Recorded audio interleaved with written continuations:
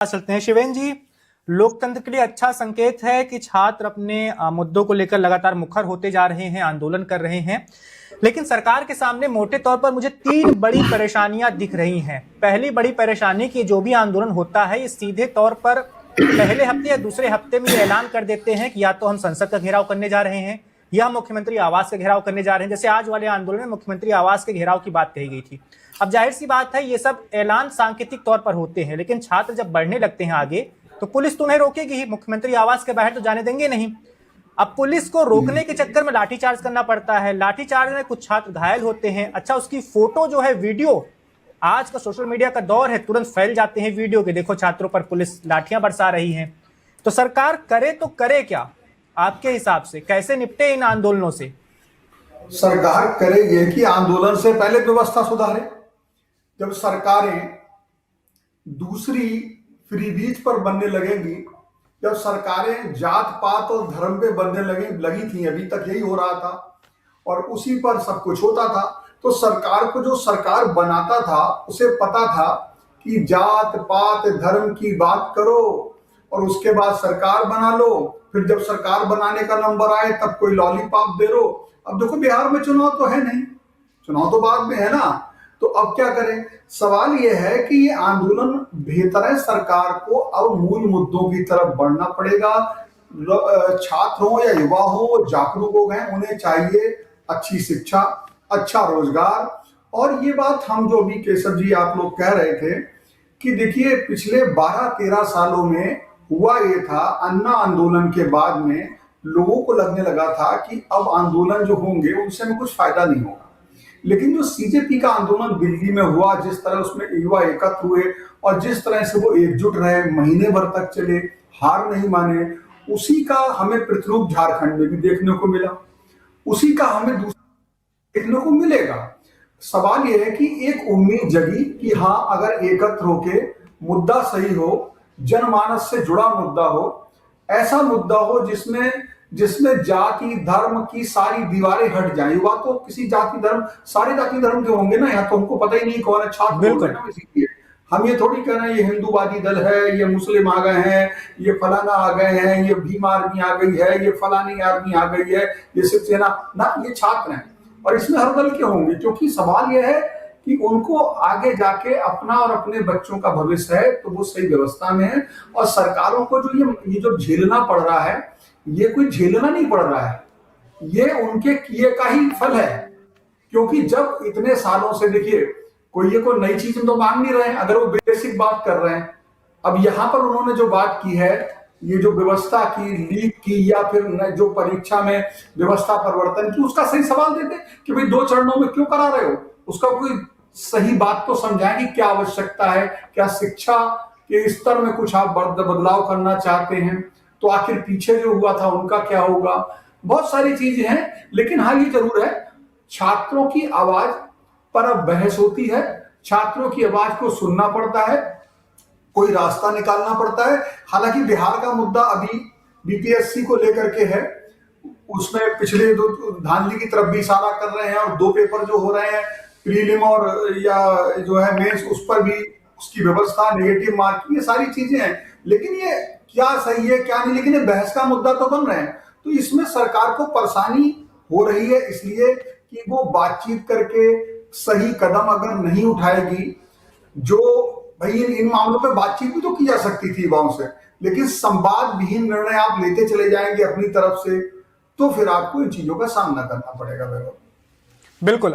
हर्षवर्धन जी के पास चलते हैं। जेडीयू के नेता हैं, बिहार में जेडीयू लंबे समय से सत्ता में है, 2005 से लगातार, फिर चाहे वो आरजेडी के साथ गठबंधन करके या बीजेपी के साथ। हर्षवर्धन जी, शिक्षा व्यवस्था में सुधार आप लोग कर लेते तो ऐसी नौबत ही नहीं आती कि छात्रों को आंदोलन करना पड़ता, बार बार सड़क पर उतरना पड़ता। अभी तो उनके पढ़ने का वक्त है, उन्हें लाठियां खाने का शौक तो है नहीं। चलिए हर्षवर्धन जी के पास चलेंगे अभी। केशव जी से इस सवाल का जवाब लेते हैं। केशव जी, आपको नहीं लगता कि अब जो है मीडियम बदल चुका है? पहले, मैं यूपी से आता हूं, पहले आंदोलन होते थे छात्रों के, लाठियां खूब बरसती थी, दूसरे दिन अखबार के पन्ने पर वो फोटो आ जाती थी, उसके बाद मामला ठंडा हो जाता था। लेकिन अब सोशल मीडिया का दौर है, अब आंदोलन को लगातार जीवित रखने में काफी मदद मिलती है सोशल मीडिया के जरिए, और सरकार को इसे दबा पाना भी मुश्किल है। अब जैसे कि अभी शिवेंद्र जी बता रहे थे कि पहले जो आंदोलन हुए थे, चाहे वो शाहीन बाग का हो, दिल्ली की ही बात करें हम, किसानों का आंदोलन हुआ तो उसे एक समुदाय विशेष से जोड़ के, स्थान विशेष से जोड़ के खारिज किया जाता था। लेकिन इन छात्रों में आप क्या ढूंढेंगे, कौन सी जात ढूंढेंगे, इनका क्या धर्म ढूंढेंगे? बिल्कुल, और ये सरकार की बहुत दुखती रग बन चुकी है दुनिया भर के सरकारों के लिए। मैं सिर्फ देश भर नहीं कह रहा हूं, और मैंने गलती से दुनिया भर नहीं बोला। देखिए, सोशल मीडिया के प्रभाव से जो दुनिया में पहला आंदोलन हुआ था वो मिस्र, इजिप्ट के लाल चौक से शुरू हुआ था। बिल्कुल। वहां पर जो आंदोलन हुआ, उसके बाद अन्य आंदोलन भारत में हुआ, उसके प्रसार में भी सोशल मीडिया की भूमिका मानी जाती है। और अब जिस दौर में हम रह रहे हैं कि एक कहावत थी कि नेकी कर दरिया में डाल, अब है कुछ भी कर सोशल मीडिया पर डाल। बिल्कुल। तो जब सब कुछ सोशल मीडिया पर आ रहा है, सोशल मीडिया की भी बहुत जिम्मेदारी बन जाती है।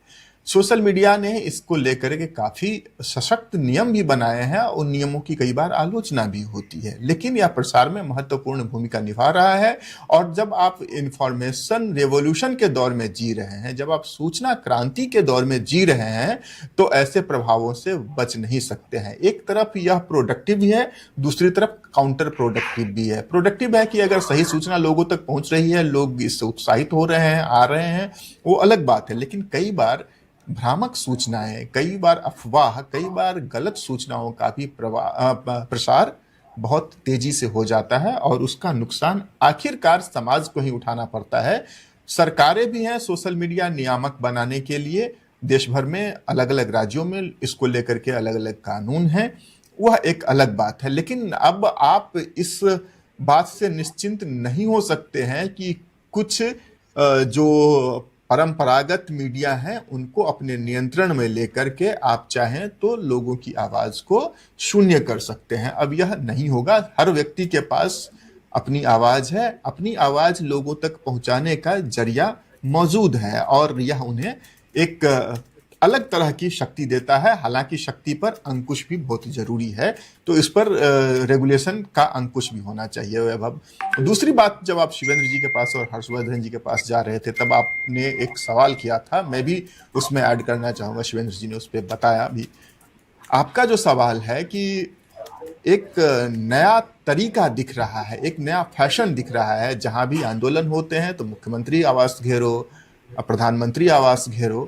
आखिर क्या करेंगे? 18 अगस्त से ये आंदोलन कर रहे हैं, और जब सुना नहीं जाएगा तो क्या, वर्षों तक वन में घूम घूम वाधा विपदों को चुम चुम, वही दिनकर की धरती है। और वहीं पर दिनकर ने जो कहा था कि याचना नहीं अब रण होगा, तो जब सरकारें नहीं सुनती है याचना, तो रण के लिए वो मैदान में आ जाते हैं। प्रभु ने भीषण हुंकार किया, अपना स्वरूप विस्तार किया, तब ये आप ये देख रहे हैं प्रचंड रूप उनका।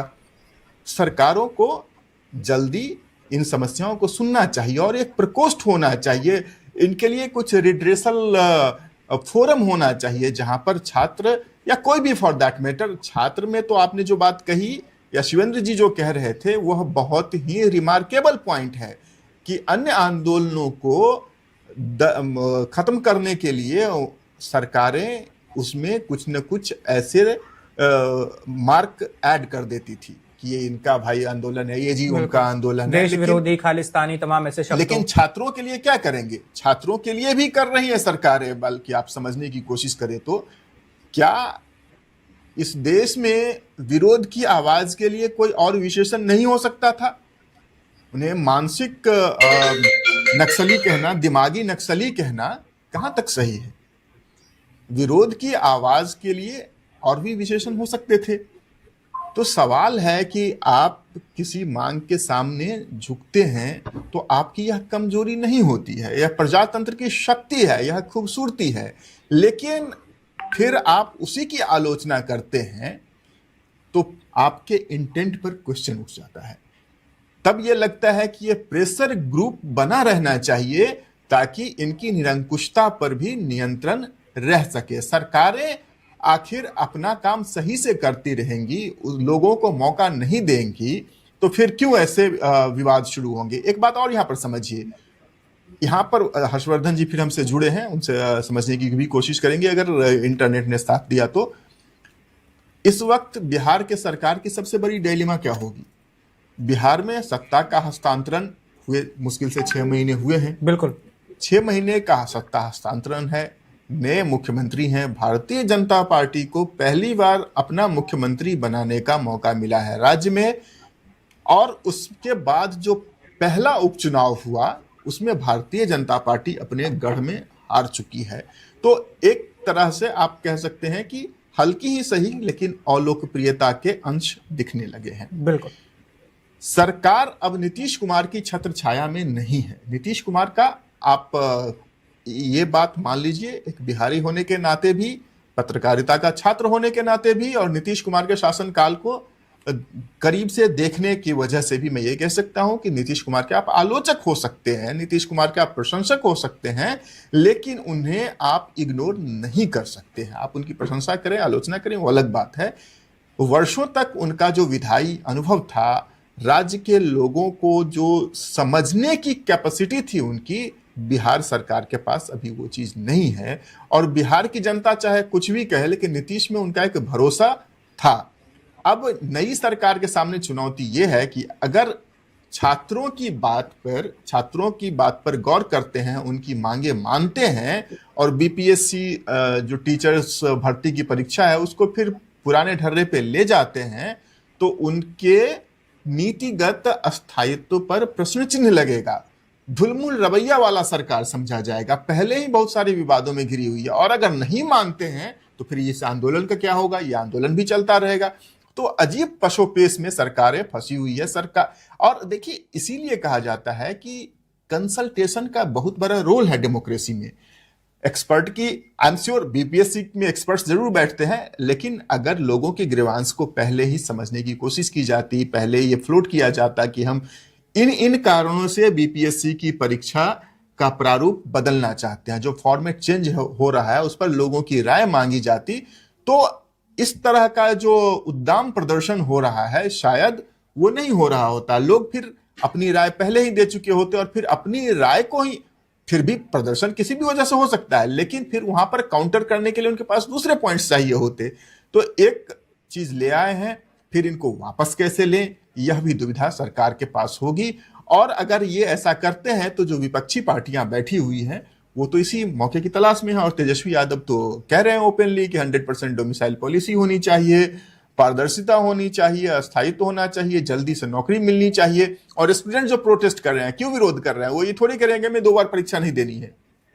वो कह रहे हैं इससे नौकरी मिलने में और देर होगी, दूसरा इससे आर्थिक बोझ भी पड़ेगा। अभी हम पिछले दिनों देखे थे, एक भर्ती परीक्षा थी पटना, पूरे बिहार भर में, और किस तरह की अव्यवस्था से 2-4 होना पड़ा था परीक्षार्थियों को। बसें नहीं मिल रही थी, ट्रेन भरे हुए थे, पटना स्टेशन पे, पटना के जो करीब में स्टेशन है वहां पर पथराव हुए थे। तो सरकारों को, केवल बिहार सरकार ही नहीं, सभी सरकारों को व्यवस्था को दरअसल इन सारे विषयों पर सोचना चाहिए। पटना के परीक्षार्थियों का सेंटर किशनगंज में क्यों दे दिया जाता है? फिर बिल्कुल, पटना के हैं तो पटना के आसपास रहे, दरभंगा के हैं तो दरभंगा में रहे। परीक्षा तो कहीं भी करवाई जा सकती है ना, इनफैक्ट सभी शहरों में परीक्षाएं होती हैं, लेकिन परीक्षार्थियों को इतना दूर ट्रैवल करना पड़ता है। बिहार जैसे अपेक्षाकृत अभी भी वहां पर जो संचार के माध्यम है उतने विकसित नहीं है, मुश्किलें आती है, गरीबी है, लोगों के पास किराया नहीं होता है जाने के लिए। इन सारी समस्याओं को कौन सुनेगा? सरकार को आगे आके विचार करना चाहिए। मैं उनकी इस पहल का स्वागत भी करता हूं। हर्षवर्धन जी जुड़े हुए, उनसे बात नहीं हो पा रही है, लेकिन बिहार के मुख्यमंत्री ने अगर वहां पर विद्यार्थी सहयोग शिविर लगाने की बात कही है तो यह स्वागत योग्य कदम है। बिल्कुल। हर्षवर्धन जी के पास चलते हैं, उनसे बातचीत करने की कोशिश करते हैं। हर्षवर्धन जी, पिछले 21 सालों से आपके हाथ में बिहार की सत्ता है, आप नहीं हटे हैं, चाहे आपको आरजेडी के साथ सरकार बनानी पड़ी हो या बीजेपी के साथ। शिक्षा व्यवस्था अगर सुधार ली होती तो छात्रों को बार बार पटना की सड़कों पर लाठियां नहीं खानी पड़ती, धरने नहीं देने पड़ते।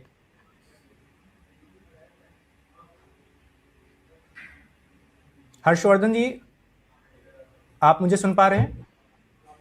चलिए आखिरी सवाल की ओर बढ़ते हैं शिवेन जी के पास, उसके बाद इस बातचीत को खत्म करेंगे। शिवेन जी, क्या अब वक्त आ गया है कि देश की जितनी भी सरकारें हैं, राज्य की या केंद्र की, उन्हें अब सजग हो जाना चाहिए, सतर्क हो जाना चाहिए? शिक्षा मंत्रालय शिक्षा व्यवस्था को अब गंभीरता से लेना चाहिए।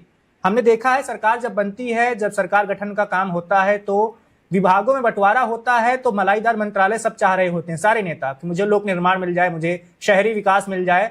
शिक्षा मंत्रालय को एक बोझ की तरह माना जाता है कि कौन ही उठाएगा, किस नेता को दिया जाए। क्या आपको लगता है वो सब बदलना चाहिए अब हो सकता है शिक्षा मंत्रालय का जो पद हो ना, वो जब मंत्री दे तो लोग भाग जाए, हमें मत दो। मैं यही बता रहा हूं, क्योंकि युवा छात्रों से भिड़ेगा कौन, क्योंकि ये तो इस्तीफा मांगने लगेंगे। ये अब उस पद की स्थिति ये हो तो जाएगी। अच्छी शुरुआत है ना शिवेंद्र जी, अगर हम देखें तो शुरुआत तो अच्छी है, क्योंकि जिम्मेदारी लेने के एक जिम्मेदारी लेना बहुत बड़ी चीज होती है। और ये जो शिक्षा व्यवस्था है, मैं आपको बताऊं वैभव, अगर आप ग्राउंड पे और जाकर के देखोगे, हम सब जाकर देखते भी हैं, ये एक दिन की ना तो खराबी है और ना ये एक दिन में सही होने वाली है, क्योंकि ये 20 सालों से एक ढर्रा बन गया हर स्टेट। बिहार क्या स्थिति है, बिहार के लोग अगर 100% डोमिसाइल की मांग कर भी रहे हैं तो बताइए उनकी मांग कौन सी, वो तो वैसे ही बाहर जाके नौकरी उनको मिले ना मुश्किल है। महाराष्ट्र में वो नौकरी छोड़ो, छोटा मोटा रोजगार कर रहे हैं तो वहां भाषा के नाम पे पिटाई हो रही है।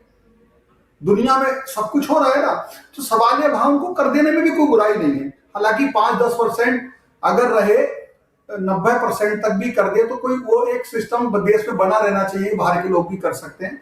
लेकिन सवाल ये है कि अब जो व्यवस्थाएं सुधरने वाली नहीं है वैभव, आप इसके बाद ना सिर्फ शिक्षा, आपको दूसरी बड़ी मैं बता रहा हूं, बहुत जल्दी आपको दूसरे आंदोलन दिखेंगे, वो स्वास्थ्य विभाग के दिखेंगे। स्वास्थ्य विभाग के लोग ने स्वास्थ्य सेवाओं के विरुद्ध दिखेंगे। लोगों का शिक्षा और रोजगार, ये चूंकि युवाओं की एकदम ऐसी समस्या है। आपने देखा ना अभी नीति आयोग का एक वो आया है, बिल्कुल सर्वे आया है, रिपोर्ट आई है। उस रिपोर्ट में 8.5 करोड़ लोग हैं जो ना तो कोई ट्रेनिंग ले रहे हैं, ना अपनी शिक्षा आगे बढ़ा रहे हैं, ना किसी रोजगार में है। सोचो, यानी कि 11.5% हमारा युवा, 8.5 करोड़ रुपया, मतलब ऐसी स्थिति में है, वो बहुत ही दयनीय स्थिति, उसके हाथ में रोजगार नहीं है। और इसमें महिलाओं की स्थिति जो है उसमें लिखा हुआ है वो करीब 60% के आसपास है। तो सवाल ये है कि ये जो आप कह रहे हो ना कि सारी सरकारें, ये हर प्रदेश में होगा और ये पार्टी लाइन से अलग हटके होगा। छात्र मांगेंगे, ये नेतागिरी वाले लोग ऐसे करते रहेंगे कि वो भाजपा के लोग हैं, कोई कहेगा कांग्रेस के लोग हैं, कोई कहेगा आपके लोग हैं। लेकिन ये युवा अब इतनी तेज मांग कर रहे हैं कि सरकारों के पास इनका जल्दी हल नहीं है। तो जो इनकी मौजूदा मांग है उसको निपटा लेना ही सरकार के लिए बेहतर है। हालांकि मेरा पर्सनल मानना यह है कि इसकी वजह से कई बार मांगे ऐसी भी हो सकती हैं, जैसे अभी केशव जी कह रहे हैं ना, सोशल मीडिया के दौर में और ये चीजें, जब आंदोलन की एक रास्ता मिल जाता तो ये भीड़ तंत्र भी ना बच जाए। कई बार मांग विकास को ना रोक दे। आपने ऐसा देखा होगा पिछले कई काल में होगी, बांध बन रहा है तो 10 लोग 1000 लोग इकट्ठे होकर रोकने चले गए।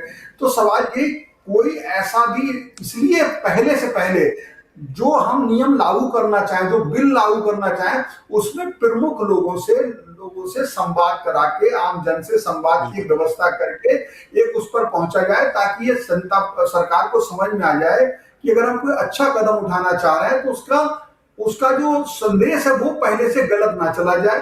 क्योंकि अगर मान लीजिए 2 चरण की परीक्षा हो रही, उस परीक्षा में क्या, पहली चरण में जनरल स्टडीज पे सवाल है, दूसरे में क्या है, कुछ जो उसमें से छट जाएंगे, उसमें 80 क्वेश्चन जो है वो विषय विशेष के हैं। जैसे मानिए गणित का शिक्षक है तो वो सिर्फ गणित की परीक्षा देके शिक्षक नहीं बन सकता। वो गणित में अच्छा हो सकता है, लेकिन उसे सामान्य ज्ञान, संविधान का ज्ञान, दूसरा ज्ञान और सामाजिक सोशल हार्मोनी, इन सब पे उसके प्रश्न शामिल हैं। और ये चीज हम देखते भी, अगर कोई शिक्षक जो है केवल विषय विशेष की बात करेगा तो वो छात्रों का सर्वांगीण विकास की तरफ उनको उन्मुख नहीं कर पाएगा। तो इसलिए वो बेहतर है, लेकिन उसको समझा ही नहीं पा रहे हो। आपने उठाया कि भाई हम ऐसा कर रहे हैं, अब वो छात्रों को लग रहा है पिछले 3 चरण की ये 3 जो परीक्षाएं हुई हैं उनमें तो आपने लागू नहीं किया। तो वही चीज उनको लगती, तो उसको कॉन्फिडेंस में देना, विश्वास में देके युवाओं को चलना पड़ेगा। और ये बहुत कठिन है, कैसे लोगे, कौन सी कमेटी, किससे बात करोगे। तो वो चीज एक इसके लिए होगा कि नेताओं की विश्वसनीयता, उनकी कर्मठता को स्वीकारता अगर जनता में होगी तो उसकी वो हर बात मानेंगे। Subscribe to One India and never miss an update. Download the One India app now.